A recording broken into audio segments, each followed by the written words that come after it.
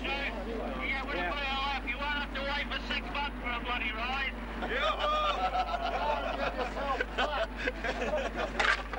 Right. Yeah, right. Let's get down here! So we can tell you the truth what's going on. We got no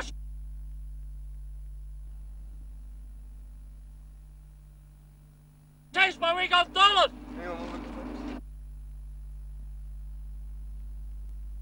They want more money. There are some saying that they ought to be aligned with tradesmen, and I don't disagree with that. I think riggers are very specialised people and have an entitlement to monies at least equal to tradesmen.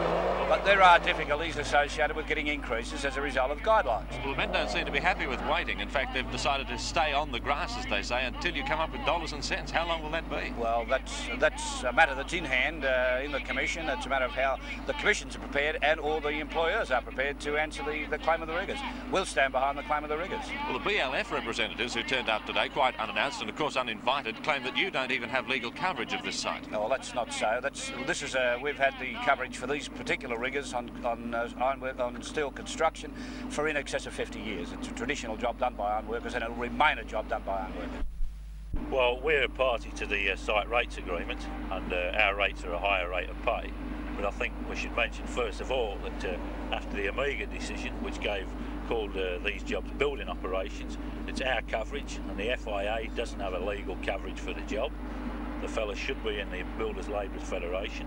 We'll be calling a meeting on Friday morning in the car park at Araring for 7 o'clock, and then we'll be going into the Commission and demanding the wage rates that BLF are paid to all these fellas, and that the companies recognise that they're BLF fellas on the job. And also, I think after that the fellas still want to rise, and our union will back them all the way.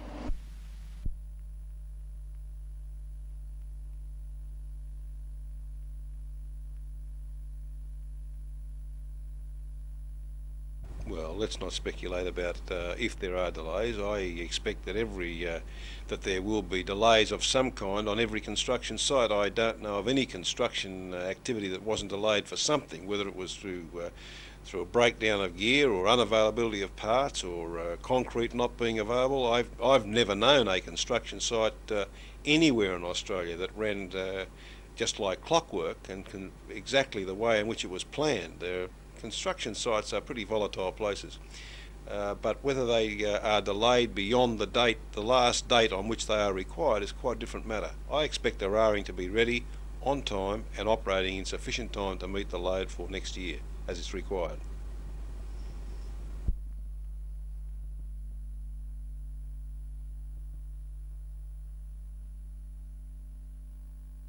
Sitting back saying, right, you're going to have 95% of this long-term benefit for our basin, we certainly have achieved that. Yes, John? Now, right, and the actions that the other hospitals are taking. They had originally. And if you today and tomorrow, and we can take again at 12 o'clock next Monday. Yes, it will continue in its present form with the skeleton staffing and our clinic remaining open to look after any emergencies and that which may occur in the hospital. A compulsory conference before Commissioner Cansdell of the State Conciliation Commission in Sydney today failed to resolve the dispute. Commissioner Cansdell adjourned the talks until Monday after only 2.5 hours.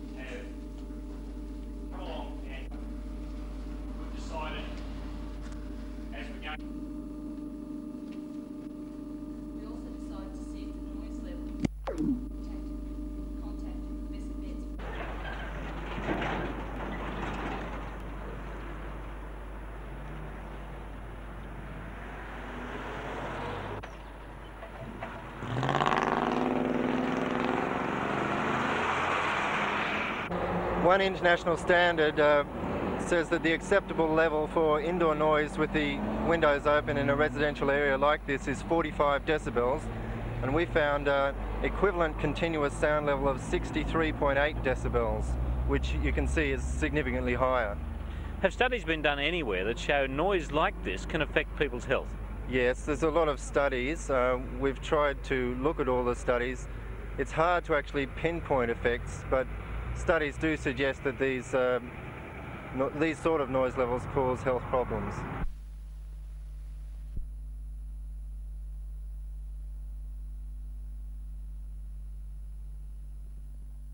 We are entering a crisis period with regards to regional catch up with the progressive and efficient performance of private enterprise. Of the monies that are earned in this region. The East End, particularly with politicians, senior heads of the various government departments. We hope to function to perform. We complement and support each other in any way. The tourist industry is flourishing. During the last 18 months, the Chamber established... There are only two things. The upgrading of the highway between Sydney and Wyong is going at a very bad rate, and we're very disappointed in that. And the other thing is, of course, the big thing is the regional airport. We've got to get on and do something about a regional airport to service Newcastle and the Hunter region. This city is growing at a rate, we just got to get that sort of facility off the ground. Do you believe the airport then is probably the major challenge facing the Chamber? Well, the state government's getting on with the railway, the electrification between Sydney and Newcastle. It's coming, we can see that. We can see the road being upgraded, but not at the rate. But the airport is a different thing altogether. The airport means that we're growing into a different era in transport and communication, and we've got to keep up with the rest of the world, and we're just not there yet by any stretch of imagination.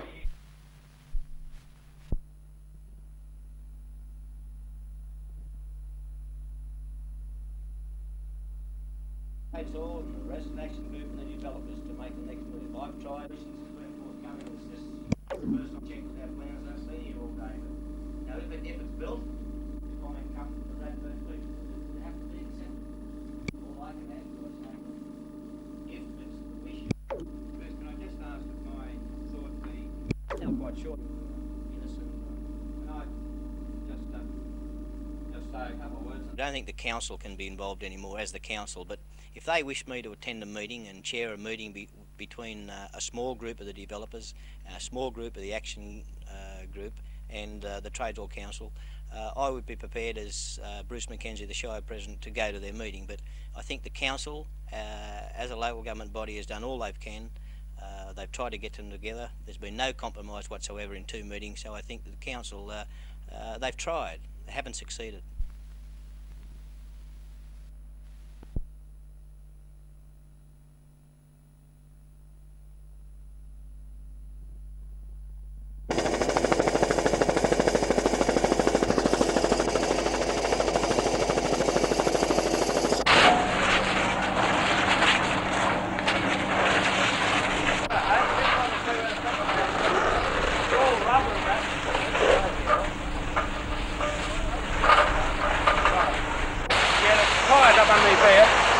We've got to keep that pin. Just keep it on that wall, Ron.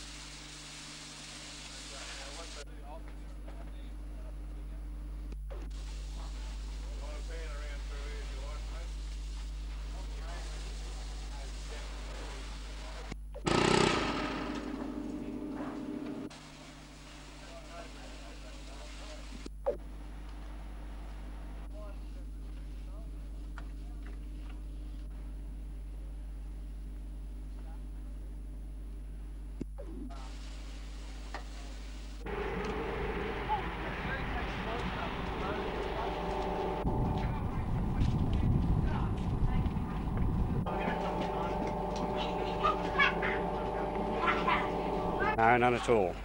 Was there any stage, was there anyone in danger of getting out of the house? I think I was the only one in danger. I was engulfed in smoke and I couldn't find my way to the door. And my son came in and dragged me out. And how long did it take you to get everyone out? Only a minute or two, because it just took about 4 minutes to spread right through.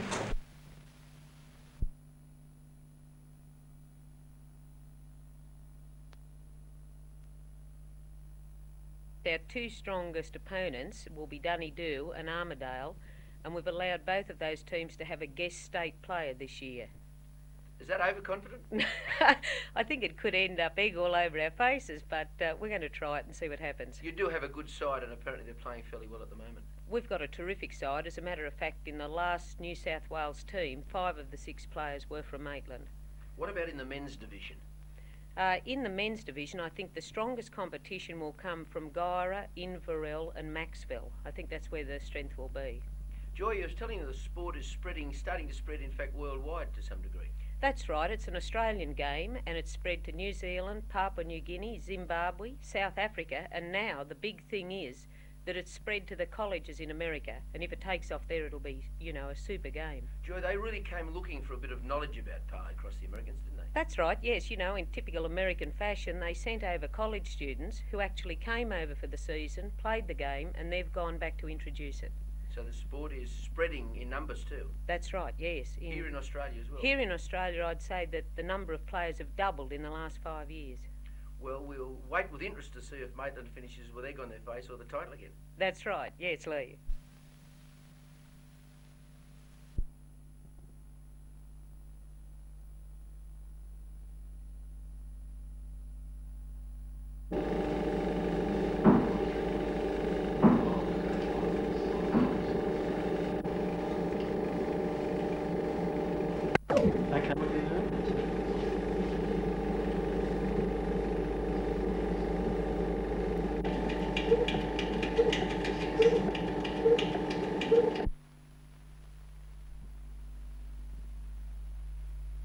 We have successfully detected this early pregnancy factor in growth medium, say about 24 hours after culture. So that means that these people can monitor a pregnancy from an earlier stage? Well, yes, because following the implantation of the fertilized egg into the uterine cavity of the mother, one can use that as a monitor of a successful implantation or just a continued successful pregnancy. This could also lead to the development of, say, a morning after pill. With further studies into the structure and characterization of this early pregnancy factor, one could look forward to obtaining purified material which would have contraceptive possibilities. And because of its very early appearance, its direct implication as a contraceptive is great.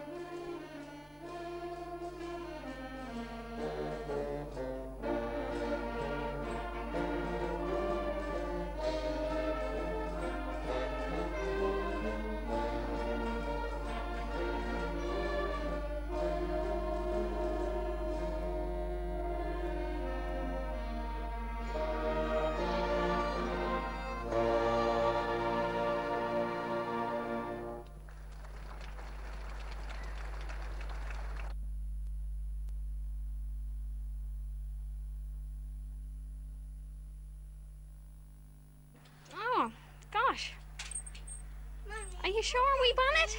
Yes, you have won. Well, the lady just said we won a trip. Honey Jenny just... I know that Rod from next door rang up to tell me, but I just didn't believe it. You pleased? Very pleased. Yes. Oh.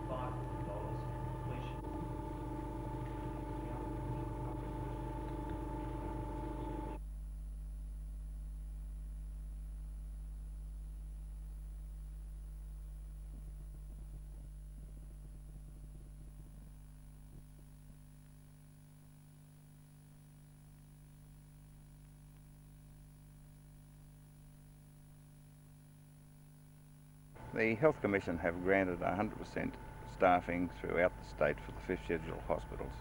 And so that means that you're calling a meeting tomorrow of your nurses and Mr Hay of the service people here at Stockton Hospital.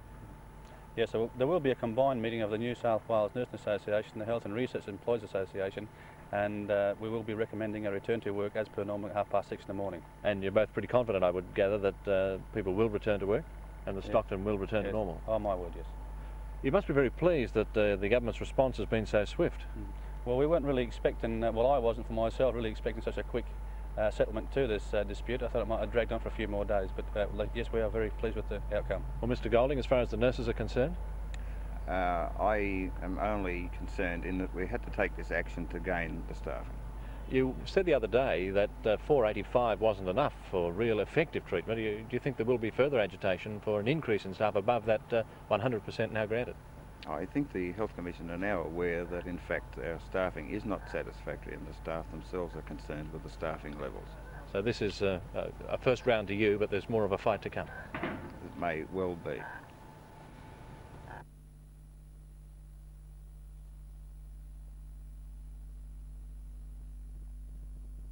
We'll be seeking a regional conference to make a overall examination of the problems that are now rapidly emerging. What do you see as the most significant problem?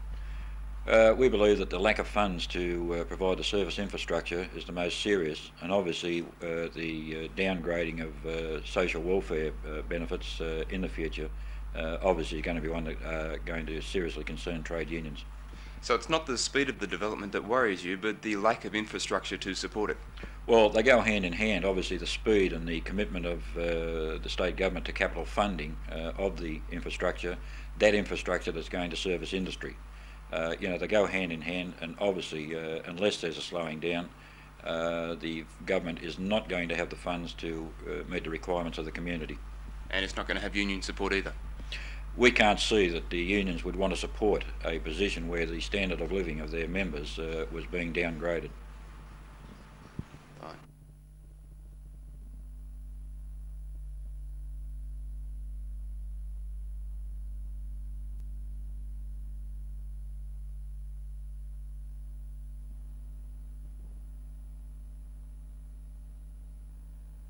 The disagreement between the Newcastle branch of the Nurses Association and the state executive of the Nurses Association began earlier this year, when the Newcastle nurses expressed disapproval of the new renegotiated Nurses Award. Last night's meeting was called to specifically discuss two things: the annual leave entitlement in the new award and the resignation of the General Secretary of the Association, Miss Mary Henlon. Approximately 2,000 members of the New South Wales Nurses Association voted to remove the General Secretary, Miss Henlon, from office, and also the Assistant General Secretary, Miss Lloyd-Lucas. Now, I understand that Miss Henlon and Miss Lloyd-Lucas did not accept this vote of the meeting. Yes, they appear to think that the members have no right to ask them to vacate their office, and they seem to feel that having been elected to the position for a term, they can remain in that position no matter what the general membership feels. So what are you going to do now? Well, we now have the support of so many people in Sydney and all throughout New South Wales. A second motion was moved asking that if this one failed, that a postal vote be held to the whole membership. And I am quite certain a legal challenge will be raised to Ms Henlon remaining in office.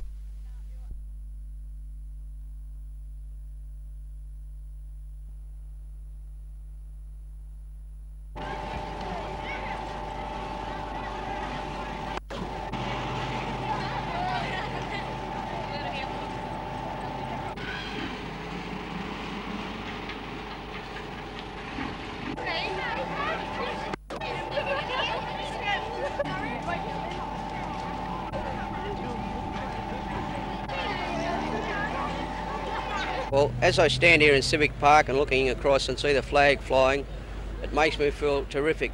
As a black Australian, this is the first step I feel that will spread across Australia, and maybe other organisations, other communities, other councils could come together and declare this day a National Aboriginal Day, public holiday Australia-wide.